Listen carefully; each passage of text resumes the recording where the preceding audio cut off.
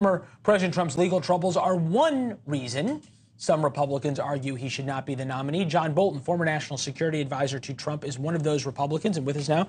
Mr. Ambassador, it's good to see you, sir. Thank you. I think about what Julia Manchester said, which is that from the mugshot, the campaign raised more than $7 million. That's more than some of the Republicans who are running have raised in the entire cycle. Why is it that his legal troubles make it that he is such a flawed candidate as compared to before? Well, it befuddles me why anybody would give a billionaire money to pay their own legal bills. I mean, people who worry about whether poor Donald Trump's going to have enough money for campaign purposes and legal bills, he's a gazillionaire. Ask him. He'll tell you frequently. He can spend a little of his own money. I think it's very disturbing that in what I always thought of as a political party based on principle, that so many people seem attracted to an individual almost regardless of what he does. And if I could figure out a way to break through that, then I would be more confident we could stop Trump from being renominated. But reality is what it is. We're not having much success at this point.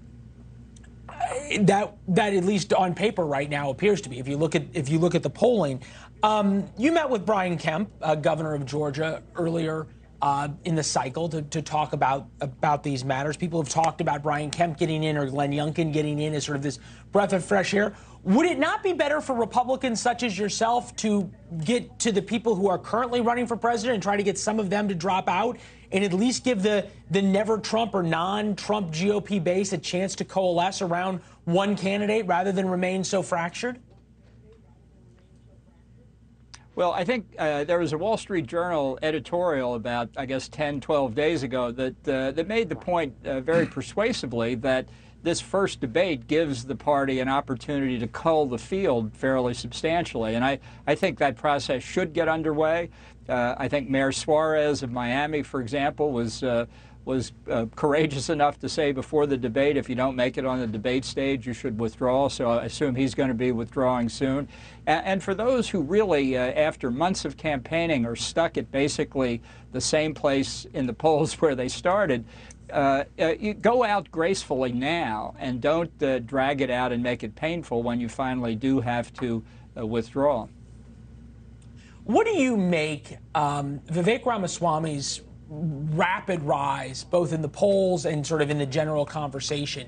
To say that his worldview and yours would be polar opposites would be an understatement in terms of both how you all view the world.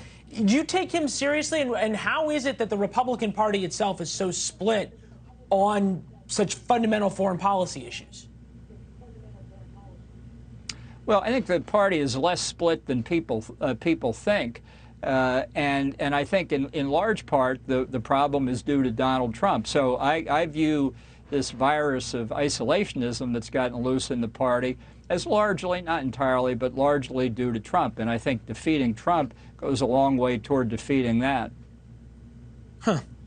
All right, Mr. Ambassador, it's good to see you as always. Thank you. We appreciate the insights. Looking forward to seeing you soon, sir.